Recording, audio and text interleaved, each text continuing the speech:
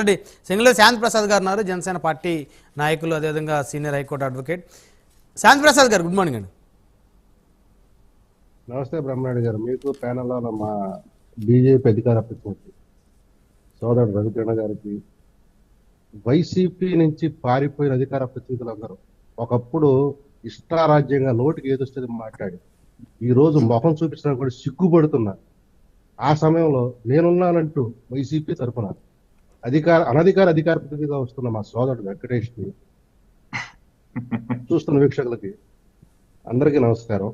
Right. So మొత్తానికి వ్యక్తిగత కక్షల్ని రాజకీయ కక్షలుగా క్రియేట్ చేసి ఈ ఢిల్లీ స్థాయిలో ఉద్యమించడానికి మాజీ ముఖ్యమంత్రి జగన్మోహన్ రెడ్డి గారు సిద్ధమైనట్లయితే తెలుస్తూ ఉందనేది కూటమి నేతల యొక్క అభిప్రాయంగా కనపడతా ఉంది. అయితే మెజారిటీ చూసినట్టయితే మన హోమ్ మినిస్టర్ గారు కూడా చెప్పారు, 3 రాజకీయ హత్యలు జరిగినాయి, అందులో 2 రాజకీయ హత్యలు తెలుగుదేశం పార్టీ వాళ్ళని వైకాపా వాళ్ళు చంపేశారు, ఒక్క వైకాపా సంబంధించిన వారిని తెలుగుదేశం వారు చంపారని చెప్పేసి హోమ్ మినిస్టర్ గారు చెప్పారు. ఈ లెక్కలు కాదండి, నేను ఒకటి చెప్తాను. నువ్వు ఏదైతే నాటుతావో అదే చెట్టు వస్తుంది తప్ప ఏ విత్తనం అయితే నాటితే, నువ్వు అక్కడ వేప విత్తనం నాటి నాకు మామిడి పళ్ళు కావాలంటే ఎట్లా వస్తాయి? వేప విత్తనాలే వస్తాయి. నువ్వు పెంచి పోషించిన విష సంస్కృతి ఈ రోజు కొనసాగిస్తుంది. ఆ కొనసాగేప్పుడు మేము దాన్ని ఖచ్చితంగా నిరోధిస్తాము. ఐరన్ హ్యాండ్ తో దాన్ని కట్టెలు కూడా చేస్తాము. కొంత సమయం పడుతుంది, ఎందుకంటే మేము ఒక నిర్మాణాత్మకమైన ప్రోయాక్టివ్ అంటే ప్రగతిశీల పదంలో మేము రాష్ట్రాన్ని నడిపించడం కోసం అసలు రాష్ట్ర పరిస్థితి ఏంటి, ఆర్థిక పరిస్థితి ఏంటి, మిగతా పరిస్థితులు ఏంటి అనే దాని మీద అసెస్ చేసుకుంటూ ఉన్నాం. వివిధ డిపార్ట్మెంట్లలో ఆయా మంత్రులు తమ శాఖల యొక్క సమీక్షలు చేస్తూ అసలు తమ శాఖల్లో పరిస్థితి ఏమైనా మదింపు చేసే పరిస్థితిలో ఉన్నారు. ఈ లోపు ఏదో ఒక చెదురుమదురు సంఘటనలు ఎందుకు అంటున్నానంటే, ఏ ప్రభుత్వం ఉన్నా కూడా జరుగుతాయి ఇటువంటి కార్యక్రమాలు. ఇది ఏ ప్రభుత్వంలో జరుగుతాయి. ఇక్కడ వైసీపీ ఉండనివ్వండి, తెలుగుదేశం ఉండని, జనసేన వచ్చినా కూడాను కొన్ని హత్యా రాజకీయాలు జరుగుతూ ఉంటాయి. ఎందుకంటే వాళ్ళ వ్యక్తిగత కారణాలతో. వాటికి రాజకీయ రంగు పొలవడం అంటే ఒక సిగ్గుమాలిన తర్వాత, మరలా చెప్తున్నా, సిగ్గుమాలిన తర్వాత. రషీదు జిలాని మధ్యలో జరిగింది రాజకీయ హత్య అంటారా? ఏమాత్రం బుద్ధి జ్ఞానం కనీస అవగాహన ఉన్నాడు కూడా మాట్లాడమాట. సరే, మాట్లాడుతున్నారు, మాకేంటి. వీళ్ళు ఏం చెప్తున్నారు? 36 హత్యలు, 300 పైగా హత్యాకాండలు, వేధింపులు తట్టుకోలేక 30 మంది ఆత్మహత్యలు, 560 ప్రైవేటు, 490 ప్రభుత్వ ఆస్తులు, 2700 కుటుంబాలు గ్రామాలకు వెళ్ళిపోవటం, వీటితో పాటు 1050 దాడులు పాల్పడ్డారు. ఇదేదో ఒక మాట ఉంటది, మనం చేస్తే పాతిలో వచ్చి ఎదుటోడు చేస్తే ఏదో అని. ఈ లెక్కలు మొన్న ఈ మధ్య ఒక డిబేట్ లో కూడా చూసి చెప్పాను, నా ఫేస్బుక్ లో కూడా అధికారికంగా ఉన్న ఒక లెక్క. చంద్రబాబు నాయుడు గారు, పవన్ కళ్యాణ్ గారు ప్రమాణ స్వీకారం చేస్తున్నప్పుడు ఆ రోజు ఆ తెల్లారి వచ్చింది అనుకుంటాను, ఒక సాక్షి పత్రికలో ఒక వార్త. 3 వ్యక్తులు ఆత్మహత్య చేసుకున్నారు. శ్రీకాకుళంలో ఒకళ్ళు, పుట్టపర్తిలో ఒకళ్ళు, తర్వాత అనంతపురంలో ఒకళ్ళు. ఎందుకు అంటే చంద్రబాబు నాయుడు గారు ప్రమాణ స్వీకారం చేయటం చూసి తట్టుకోలేక, జగన్మోహన్ రెడ్డి ముఖ్యమంత్రి కాలేదని ఘోషపడుతూ వాళ్ళ గుండె బలహీనపడి మెదడు చితికిపోయి ఈ సన్నివేశం మేము చూడలేము అని చెప్పేసి ఆత్మహత్య చేసుకున్నారు. ఇది చాలా దారుణం శాంతి ప్రసాద్ గారు. ఆ దిక్కుమాల వార్త ఎవడన్నా రాస్తాడంటే ఆడు ఎందుకు చచ్చాడు ఎవరికి తెలియదు. సాక్షి కూడా రాశాడు. ఆ 3 కూడా ఇప్పుడు ఈ ఖాతాలో వేసారా, ఆత్మహత్యల ఖాతాలో. ఇప్పుడు జిలానీ వేశారు, రషీద్ వేశారు. నీకు బుద్ధి జ్ఞానం, ఇంగిత జ్ఞానం, సంస్కారం, రాజకీయ సంస్కారం అనేది ఉంటే నేను మరలా చెప్తాను, అనేది ఉంటే ఒకప్పుడు మేము 3000 మంది కౌలు రైతుల గురించి మేము మా అధినేత మాట్లాడుతూ చనిపోయారు అని చెప్పినప్పుడు నువ్వు ఎంత ఎగతాళి చేశావు, నీ పార్టీ ప్రతినిధులు ఎంత ఎగతాళి చేశారు, నీ సోషల్ మీడియా ఎంత వికటాటాసాలు, చాలా వికృత చేష్టలు చేశారు. కానీ మేము అధికారికంగా పేర్లు ఊర్లతో సహా మేము విడుదల చేశాం.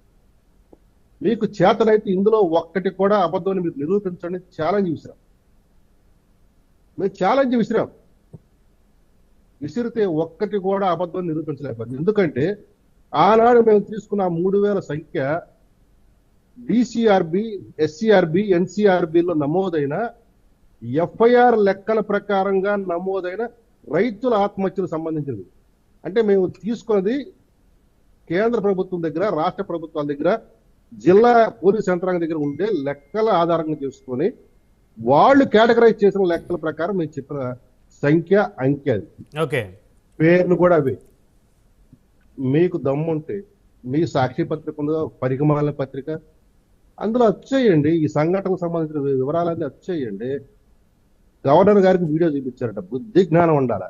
ఏ వీడియో చూపించుంటో ఆ బషీరు రషీద్ సంబంధించి జిలానికి సంబంధించి ఆ హత్య వీడియో వచ్చి చూపించుంటాం,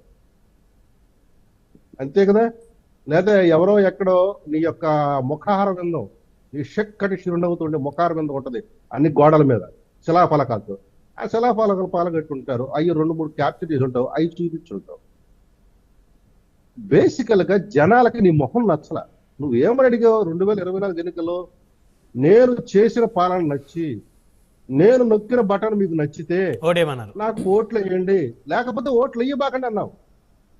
అదే పాట కూడా ఉంది కదా శాంతి ప్రసాద్ గారు, ఇచ్చిన మాట తప్పితే ఓటు వేయొద్దని చెప్పిన దమ్మున్నోడు జగన్ అని.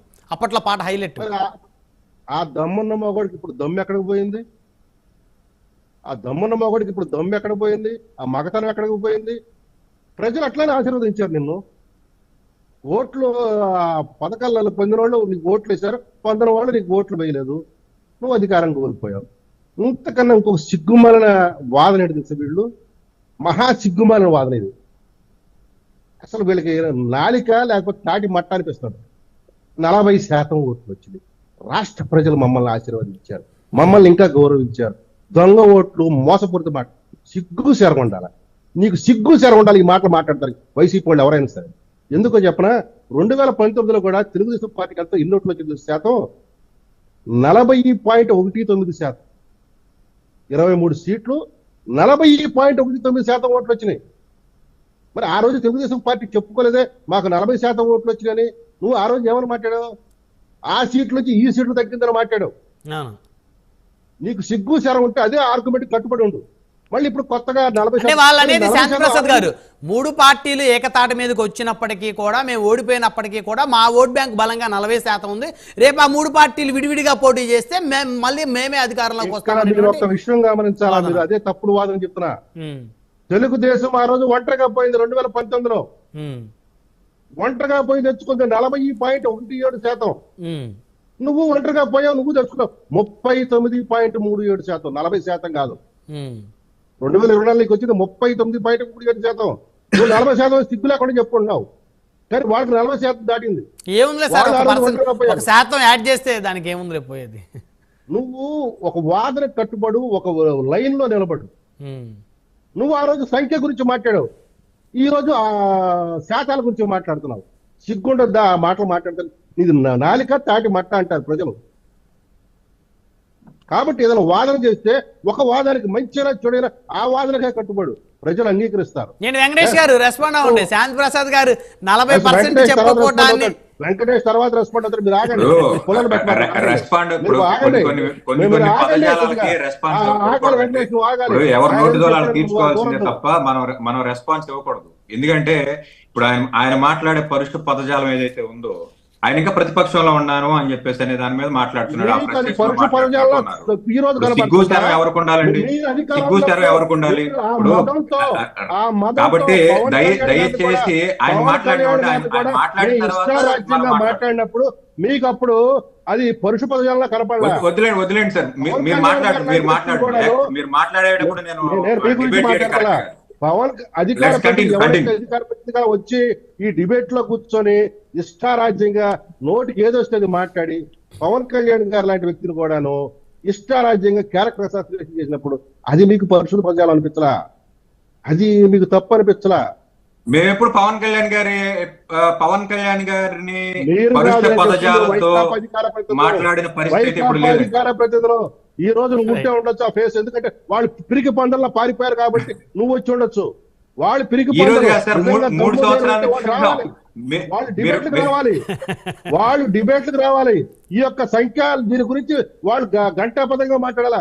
మాట్లాడి దమ్ము తెలియదు. ఎందుకంటే ఇది ఖచ్చితంగా అబద్ధాలు మాట్లాడతారు, ఇది ఖచ్చితంగా అబద్ధాలు మాట్లాడతారు. పుట్టాలి. ఎవరు మీరేం కంగారు చెప్పాడు? పడకండి. స్వయంగా జగన్ రెడ్డి ముఖ్యమంత్రి హోదాలో అసెంబ్లీలో చెప్పాడు.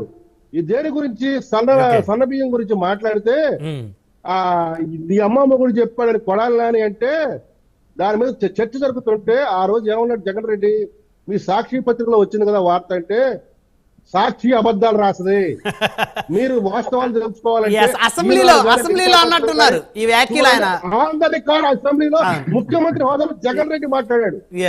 సార్ సాక్షి అనేది ప్రభుత్వానికి కరపత్రమేమి కాదు, సాక్షి అని మాత్రమే చెప్పారు. కానీ సాక్షి అబద్ధాలు రాస్తుందని చెప్పేసి ఆయన ఎవడు చెప్పాడండి? మీరు ఒకసారి రికార్డు తీసుకొని చూడండి. చూసి మీరు ఉంటే చెప్పండి, ఖచ్చితంగా దాన్ని కరెక్ట్ చేసుకుంటాం. నేను సాక్షి పత్రికలు వచ్చేది, మిగతా పత్రికలు వచ్చేది కూడా కావాలి క్లిప్పింగ్ లో పంపిస్తాను. దాని మీద నేను నా ఫేస్బుక్ లో మీరు బ్రహ్మనాయుడు గారు ఇప్పుడు మనం మాట్లాడుకోవాల్సింది ఏంటంటే గత ప్రభుత్వం మంచి జరగలేదు, లేదా ప్రజలకు మంచి జరగలేదు. లేడు, నువ్వు కొద్దిగా ఆగు, కొద్దిగా మేము మా సమయం వచ్చిందో మేము మాట్లాడండి. ఇప్పుడు ఆ సమయం వచ్చిందో మేము మాట్లాడండి. నీకు ప్రజలు ఇచ్చిన పదవి ఏంటి? ఒక ఎమ్మెల్యే పదవి. నీతో పాటు ఒక 10 మందిని పంపించారు నీ పార్టీ తరఫున. నువ్వు చేయాల్సిందేంటి? నీ ఎమ్మెల్యేలను ఆంధ్ర వదిలేసేసి ఢిల్లీ తీసుకెళ్తావంట. అక్కడ ఢిల్లీలో ఉన్న 4 ఎంపీలు 11 మంది అక్కడ రాజ్యసభ సభ్యులు గళమెప్పాల. ఇక్కడ నువ్వు నీ 10 మంది ఎమ్మెల్యేలు రాష్ట్రంలో గళమెత్తవా? మరి ఇదే అంకె సంఖ్య మీద అంటే ఇక్కడ గళం ఇప్పే అవకాశం ఇవ్వట్లేదనే కదా వారు అనేది. ఇవ్వట్లేదు కాదు, ఎందుకు ఎత్తవంటే లా అండ్ ఆర్డర్ మీద అసెంబ్లీ సాక్షిగా శ్వేతపత్రం విడుదల చేయబోతున్నాం. ఆ యొక్క లెక్కల దమ్ము ధైర్యం నీకు లేదు. నవ్వుతున్నారు వెంకటేష్ గారు, నవ్వుతున్నారు శాంతి ప్రసాద్ గారు. నవ్వితే నవ్వుకోనండి, కానీ అసెంబ్లీకి రమ్మనండి. ఒక్కతనం ఉంటే అసెంబ్లీకి రమ్మనండి. ఒక్కడ తరపున పిలిచిన పవన్ కళ్యాణ్ గారు ప్రజాక్షేత్రంలో నిలబడ్డారు. పవన్ కళ్యాణ్ గారు ప్రజాక్షేత్రంలో నిలబడ్డారు, పోరాడారు, కానీ ఏంటో నిరూపించుకున్నారు. నువ్వు నీకు 10 మంది ప్లస్ నువ్వు ఒకటి అయినప్పుడు నీకు ప్రతిపక్ష నేత హోదా నీకు పనికిరాదన్నారు. ఎందుకంటే 2000 ప్రతిపక్ష నేత హోదా 2 సంవత్సరాలకే అసెంబ్లీ పారిపోయావు. 3 సంవత్సరాలు రోడ్డు మీద పడి చెడదిరిగావు. 2019 నీకు ముఖ్యమంత్రి ఏ ఒక్క రోజు కూడా ప్రతిపక్ష పాత్ర పోషించలేదు, ప్రతిపక్ష నేతగా పోరాటం చేయలేదంటారు.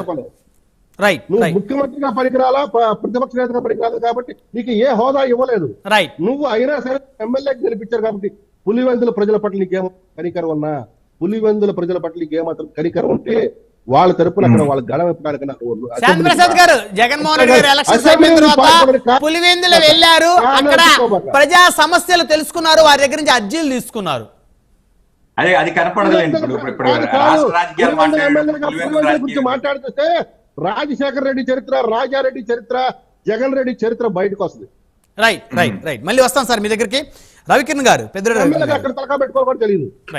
దయచేసి సార్ మళ్ళీ వస్తారు. రవికిరణ్ గారు, గూడూరులోని సాధుపేట సర్కిల్ దగ్గర ఒక కానిస్టేబుల్